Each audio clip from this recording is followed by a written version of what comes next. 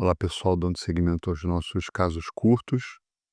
Hoje um caso bem simples, com objetivo específico para abordar uma questão que eu acho importante, não só para os residentes de endócrino, mas para os residentes de clínica, para o pessoal da ponta, que está em posto de saúde, mas que tem que avaliar médico de família.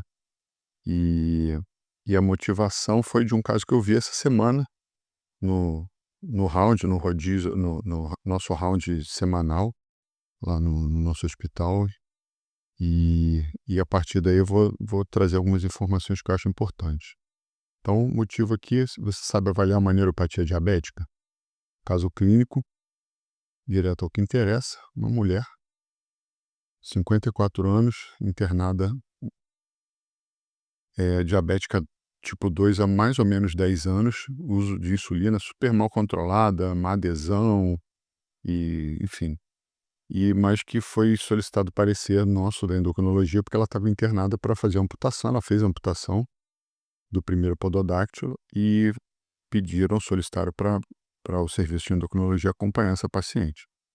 E tinham residentes, alunos, né? Eu fiz algumas perguntas e os alunos, o aluno, na realidade, que estava presente, e aquilo me veio à cabeça. Falei, poxa, será que as pessoas sabem avaliar adequadamente a neuropatia? Né? E eu percebo que não em todos, mas existem alguns conceitos que são frequentemente apresentados de forma meio confusa, e às vezes as pessoas, conhecendo exatamente alguns conceitos de como progride a neuropatia, dos seus mecanismos, isso pode ajudar a elas a fazer uma avaliação mais adequada, enfim. Então, esse é um caso simples, uma mulher diabética há mais ou menos 10 anos, internada por uma, essa não é foto dela, eu peguei uma outra foto na internet para botar, mas que pediram a nossa avaliação basicamente por conta disso, tá. Então a pergunta é: "Vocês sabem avaliar uma neuropatia?". Então vamos lá. Então, primeiro, quando a gente inicia o rastreamento, tá, as diretrizes da SBD e da ADA, diabético tipo 2 no diagnóstico, né, vocês sabem disso, o doente já pode tá diabético alguns anos antes de ter o diagnóstico estabelecido, tá. No diabetes tipo 1, 5 anos depois do diagnóstico. E a grande, não vou dizer a grande, mas existe uma discussão, especialmente nos pré-diabéticos idosos, né? Os achados lá do PPOS sugerem uma associação de neuropatia, especialmente quando eles ultrapassam 60, 65 anos, tá? Então essa, inclusive, é uma discussão se o pré-diabético no idoso implica em desfecho. Então existe uma associação de neuropatia, tá? Então, no tipo 2, no diagnóstico, tipo 1 a partir de 5, no pré-diabético, se for idoso, vale a pena pesquisar, tá.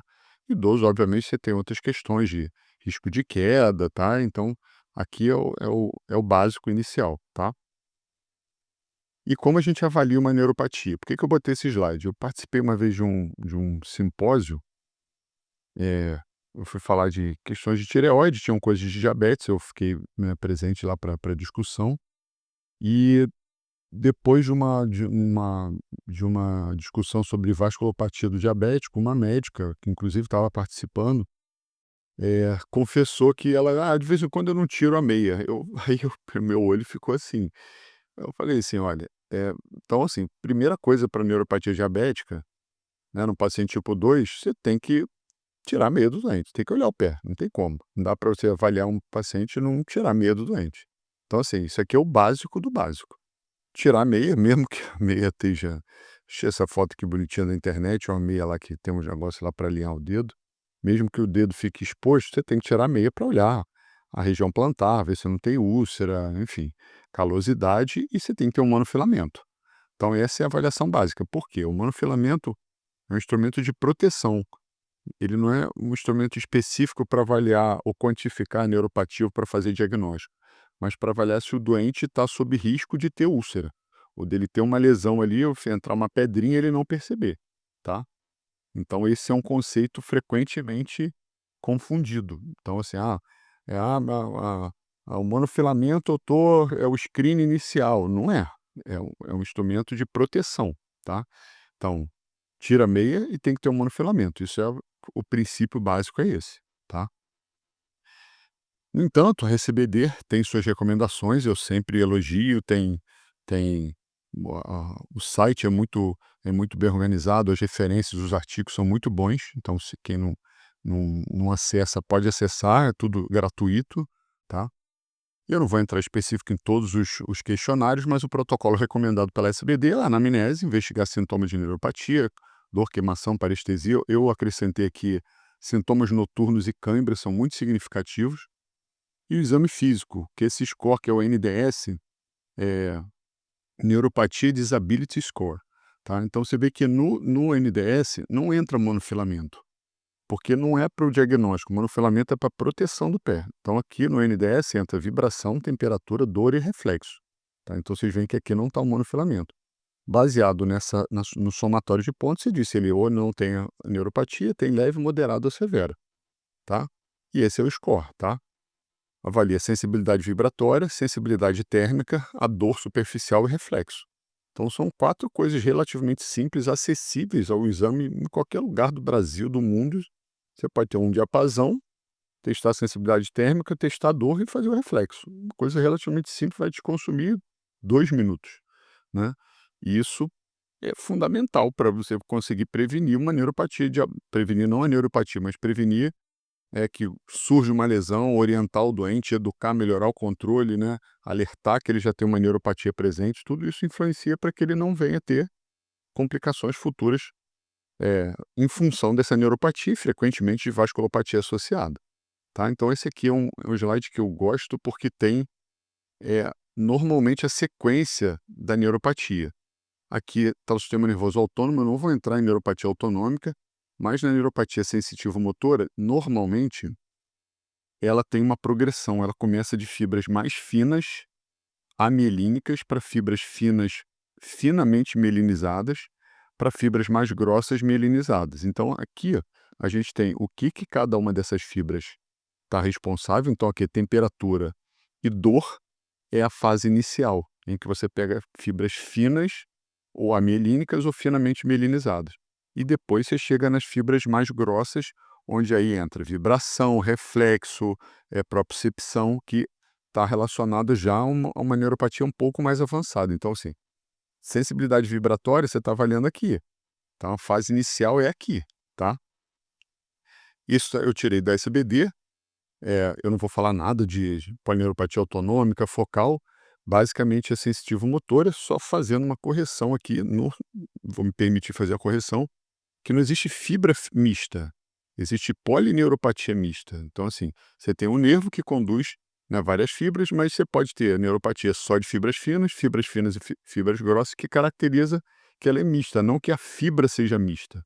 Então, isso aqui tem um erro, né, pessoal da SBD, se quiser depois, é, eu dou crédito para vocês de ter mostrado ali o errinho para vocês, tá bom? Depois vocês olham. Então a neuropatia é mais comumente sensitiva e distal, tá? Predominante sensitiva, dor, queimação e dormência, distribuição mais distal, padrão bota e luva. Eu brinco com meus residentes, fala que é muito mais bota do que luva. A gente vê 400 botas e uma bota e luva, né? Mais 400 botas e uma bota e luva, né? Então a gente predominantemente simétrica e distal, predominantemente sensitiva. Então os axônios longos, né, dos membros inferiores são os mais vulneráveis. E no final vou jogar uma coisinha para vocês pensarem em relação a isso, tá? Então quais são os instrumentos básicos para avaliação? Então, como eu falei lá, monofilamento é um teste de sensibilidade protetora para você avaliar o risco de úlcera, tá? Então ele integra, né, tato e pressão, mas ele não é um instrumento específico que você está avaliando algum tipo de fibra, tá? Então esses são os básicos. Então aqui eu já progredi lá, tirou a meia e tem o monofilamento. Pô, você já está pelo menos protegendo o doente, você está olhando se tem alguma lesão e está sabendo se ele tem uma condição de se proteger. E aí aqui a gente já está indo à frente, vamos mais do que isso, tá? Então você pode ter uma agulha para testar a dor, tá? O diapasão para testar a sensibilidade vibratória e o martelo para ver os reflexos, tá? E o que cada instrumento avalia? Então, repetindo, monofilamento é a questão de proteção, tá? Mas a fase inicial, que é aquilo que eu mostrei, ó, o iniciozinho aqui, ó, as fibras finas, amielínicas e finamente mielinizadas, você avalia pela dor, você vai pegar vários trabalhos, né, americanos, eles falam desse pinprick. Pinprick é um instrumento que a pontinha, você avalia a dor, ele tem ele tem várias, graus que você pressiona mais ou menos. E a gente transporta isso para nossa realidade fazendo com uma agulha. O problema é que a agulha, você fica com risco de pressionar muito e às vezes furar o dedo do paciente. Você foi imaginar que até um membro inferior que ele perca a sensibilidade, se você fizer uma lesão ali, não vai ser uma coisa muito boa, tá? Mas aqui para transportar para nossa realidade pode ser uma agulha que depois você joga fora. O americano tem esse Neurotips, que o Neuropen, que é essa canetinha. De um lado ele tem um monofilamento de 10 gramas e do outro lado ele encaixa como se fosse um lancetador, né, de diabético, em que você tira essa pontinha e ele tem um mecanismo aqui que você pressiona, ele alcança 40 gramas. Então é um teste de sensibilidade à dor e depois você joga fora a agulha. Vem 100 agulhas aqui. Isso é muito legal. Eu botei até o link aqui do YouTube, se vocês quiserem. Eu vi até na internet, dá para pedir. Não é tão caro assim não, para quem tiver interesse em botar no consultório depois, eu acho legal, né, porque aí você integra os 2, você testa, o monofilamento de um lado e o outro lado você testa a sensibilidade dolorosa. Aqui você fechou as fibras finas, tá. Então assim, agulha, né, fibras finas aqui tipo do C e a fibra A delta, tá. E térmica C e A delta, mesma coisa, então aqui a gente tá na fina. E a térmica é esse instrumento aqui.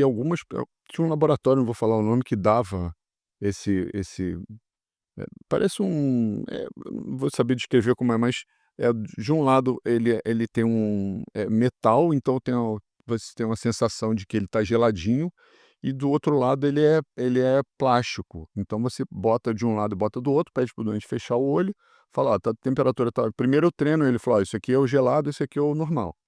E aí você testa lá no membro inferior, ele diz se ele acerta.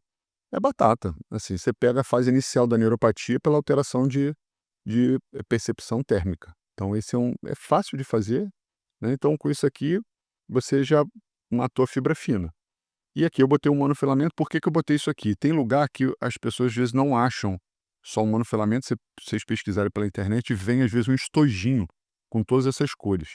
O monofilamento de 10 gramas, esse laranjinha aqui, só para vocês saberem, se por acaso, eu vou procurar para comprar para o consultório, né, o pessoal que é residente, está começando o consultório, vocês comprarem um estojinho, você usa esse aqui, tá? O laranjinha.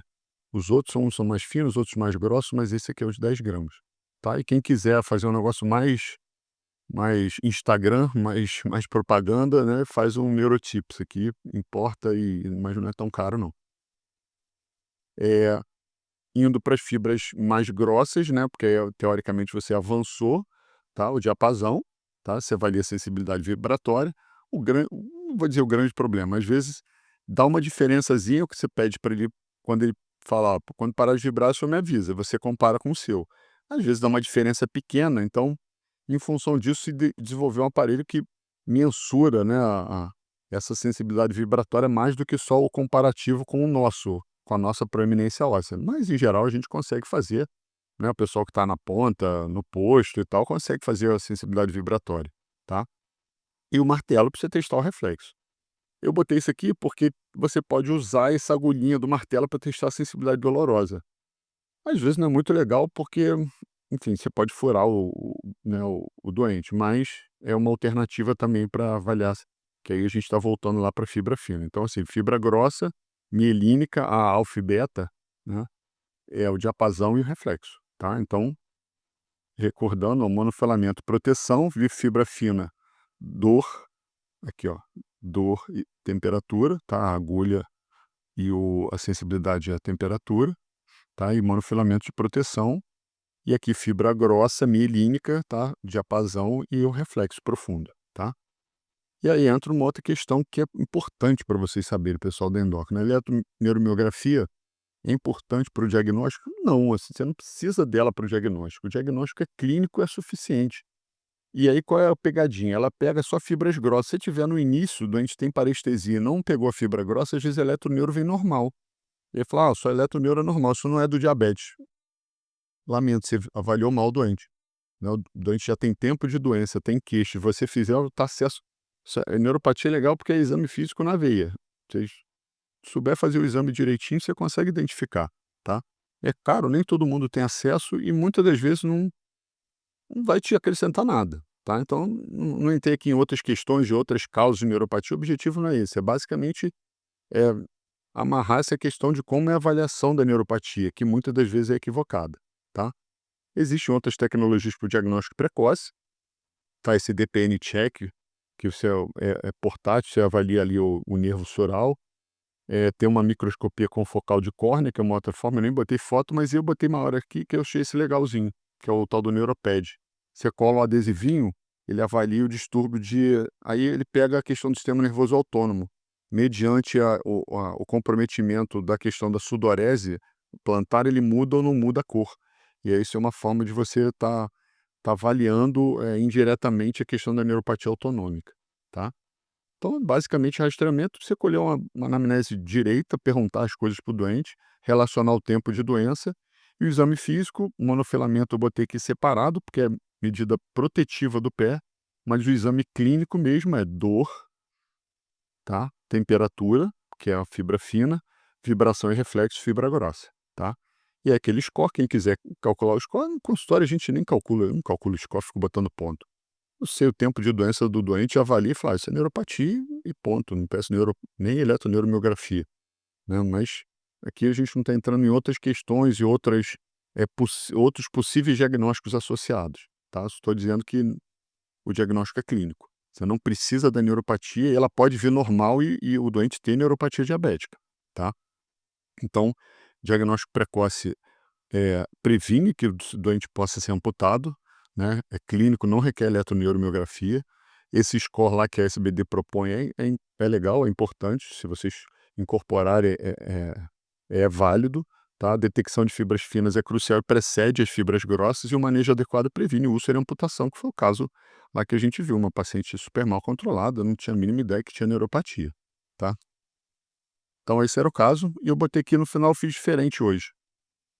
Eu botei 5 perguntas para quem é recém saído da residência, os meus residentes, para vocês pesquisarem, tá. Qual mecanismo explica a neuropatia semagistal? Isso aqui não é aulinha teórica, eu botei para vocês estudarem. Eu sei todas as respostas, mas não dá para a gente ficar aqui, já me falaram que se eu falar mais de 15 minutos, o pessoal para de ver o vídeo, então eu botei aqui para quem quiser depois estuda, tá. O comprometimento do sistema nervoso autonômico é mais tardio ou mais precoce, por quê? Tá. As fibras mielínicas são menos suscetíveis à neuropatia? Existe diferença da fibra mielínica e amelínica? Se vocês entenderem isso, ajuda muito. Eu posso dizer por prática do dia a dia. Entendendo isso, ajuda você ficar mais seguro para o diagnóstico e entender como que funciona a neuropatia, tá? Porque o comprometimento motor é mais tardio, né? Porque é predominantemente sensitiva, e as moneuropatias cranianas são transitórias. São perguntas que às vezes vêm à mente das pessoas. Bom, se a neuropatia, em geral, a gente assume como uma complicação crônica e que muitas das vezes é reversível, por que que a mononeuropatia é transitória? Porque o mecanismo é diferente, tá? Mas eu não vou explicar aqui agora, não.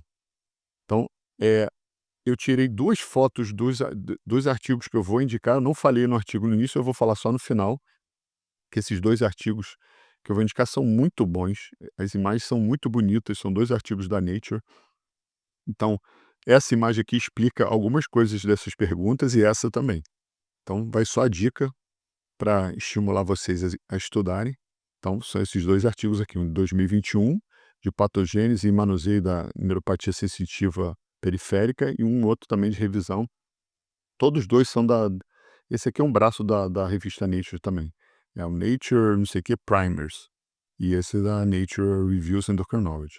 E aqui eu botei também um artigo da SBD, que também é bom, vale a pena vocês lerem, assim como o material que tem lá no site da SBD. Tá bom? Espero que vocês tenham gostado. Abraço.